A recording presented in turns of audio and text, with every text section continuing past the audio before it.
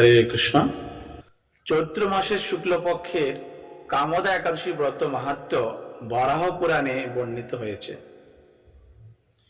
মহারাজ যুধিষ্ঠির বললেন, হে বাসুদেব, আপনি কৃপা করে আমার কাছে চৈত্র মাসের শুক্লপক্ষের একাদশীর মহিমা কীর্তন করুন। শ্রীকৃষ্ণ বললেন, হে মহারাজ, এই একাদশী ব্রত সম্পর্কে এক বিচিত্র কাহিনী বর্ণনা করছি, আপনি এক মনে তা শ্রবণ করুন।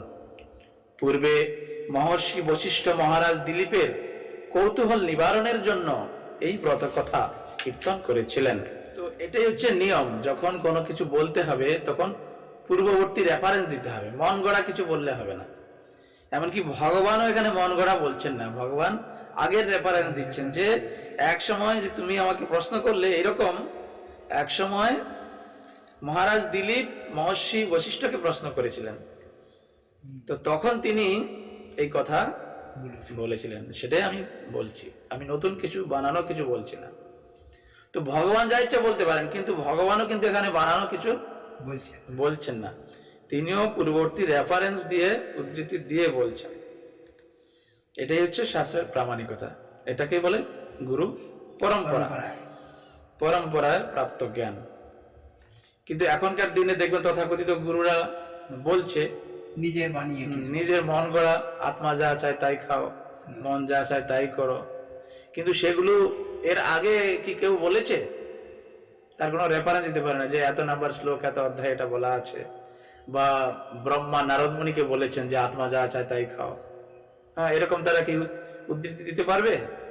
হ্যাঁ, কি ব্যাসদেব বলেছেন, হ্যাঁ, কি বশিষ্ঠ মুনি মহারাজ দিলীপকে বলেছেন, এরকম কোন তারা রেফারেন্স দিতে পারবে কি যে এরকম শাস্ত্রে কোথাও কেউ কাউকে বলেছেন আত্মা যা চায় তাই খাও, হ্যাঁ, তোমার মন যা চায় তাই করো, যেই কৃষ্ণ সেই কালী, হ্যাঁ, দরিদ্র নারায়ণ সেবা, এগুলো কেউ কোনোদিন বলেছে? কোন রেফারেন্স দিতে পারবে? মন গড়ায় তারা কোনো রেফারেন্স দিতে পারবে না। কিন্তু গুরু পরম্পরা ধারায় প্রাপ্ত যে জ্ঞান, যথার্থ জ্ঞান যদি আপনি প্রাপ্ত করতে চান, আপনাকে সেই রেফারেন্স দিতেই হবে, আপনাকে সেই রেফারেন্স গ্রহণ করতে হবে। এখানে এমনকি চৈতন্য মহাপ্রভু, ভগবান শ্রীকৃষ্ণ নিজেও যখন কোনো কথা বলছেন তখন রেফারেন্স দিচ্ছেন। যখন অর্জুনকে ভগবত গীতার কথা শোনাচ্ছেন, তখন ভগবান বলছেন না যে আমার মন গড়া আমি কথা বলছি বা আমার মনের কথা বলছি, তিনি মন গড়া কিছু বলছেন না। ভগবান শ্রীকৃষ্ণ বলছেন যে আমি পূর্বে সূর্যদেবকে যে জ্ঞান দিয়েছিলাম সেই জ্ঞান তোমাকে আমি পুনরাবৃত্তি করছি, সেই পুরনো জ্ঞান, সেই প্রাচীন জ্ঞান। এরকম না যে আমি মন গড়া যুগের সঙ্গে তাল মিলিয়ে তোমাকে আবার নতুন করে কিছু দিচ্ছি, এরকম না। তো মহারাজ যুধিষ্ঠির কি করছেন? আমরা দেখি মহারাজ যুধিষ্ঠির একজন রাজা। মহারাজ যুধিষ্ঠির রাজা হওয়া সত্ত্বেও, সাধারণত রাজারা কত ব্যস্ত থাকে, কিন্তু রাজা হওয়া সত্ত্বেও তিনি একাদশী কথা কিন্তু ভুলে যাচ্ছেন না। আমরা সাধারণত একটু ব্যস্ত হলে, একটু বড় সড়ো কোনো পদ পেয়ে গেলে আমরা ভগবানকে ভুলে যাই। বড় নেতা হলে, বড় কিছু পদ পেয়ে গেলে আমরা ভগবানকে ভুলে যাই। কিন্তু মহারাজ যুধিষ্ঠির এত বড় সাম্রাজ্যের রাজা হওয়া সত্ত্বেও, সম্রাট হওয়া সত্ত্বেও তিনি কিন্তু একাদশী ব্রতের কথা তিনি ভুলেন না। তিনি প্রত্যেক একাদশীর আগেই কি করেন? ভগবান শ্রীকৃষ্ণকে প্রশ্ন করেন এবং তার কাছে জানতে চান সে একাদশীর মাহাত্ম্য কি, তার কি ইতিহাস আছে, কি কাহিনী আছে, সেটা জানার জন্য যুধিষ্ঠির মহারাজ ভগবান শ্রীকৃষ্ণকে প্রশ্ন করেন। এবং ভগবান শ্রীকৃষ্ণ যুধিষ্ঠির মহারাজকে বিভিন্ন প্রাচীন ইতিহাস থেকে, পুরাণ থেকে তিনি উদ্ধৃতি দেন। তো ঠিক সেই রকম এই চৈত্র মাসের শুক্লপক্ষের কামদা একাদশীর আগে, অর্থাৎ চৈত্র মাসের শুক্লপক্ষের একাদশীর আগে মহারাজ যুধিষ্ঠির শ্রীকৃষ্ণের কাছে জানতে চাইলেন যে হে বাসুদেব, আপনি কৃপা করে আমার কাছে চৈত্র মাসের শুক্লপক্ষের একাদশীর মহিমা কীর্তন করুন। হে বাসুদেব, আপনি আমাকে চৈত্র মাসের শুক্লপক্ষের একাদশীর মহিমা কীর্তন করুন, বর্ণনা করুন। শ্রীকৃষ্ণ বললেন, হে মহারাজ, এই একাদশী ব্রত সম্পর্কে এক বিচিত্র কাহিনী আমি বর্ণনা করছি, আপনি এক মনে তা শ্রবণ করুন। পূর্বে মহর্ষি বশিষ্ঠ মহারাজ দিলীপের কৌতূহল নিবারণের জন্য এই ব্রত কথা কীর্তন করেছিলেন। ঋষি বশিষ্ঠ বললেন, হে মহারাজ, চৈত্র মাসের শুক্লপক্ষের একাদশীর নাম কামদা। এই তিথি পাপনাশক ও পুণ্যদায়িনী। পূর্বকালে মনোরম নাগপুরে স্বর্ণ নির্মিত গৃহে বিষধর নাগেরা বাস করত। তাদের রাজা ছিলেন পুণ্ডরিক। গন্ধর্ব, কিন্নর ও অপ্সরাদের দ্বারা তিনি সেবিত হতেন। সেই পুরীর মধ্যে অপ্সরা শ্রেষ্ঠ ললিতা ও ললিত নামে গন্ধর্ব স্বামী স্ত্রী রূপে ঐশ্বর্যপূর্ণ এক গৃহে পরম সুখে দিন যাপন করত।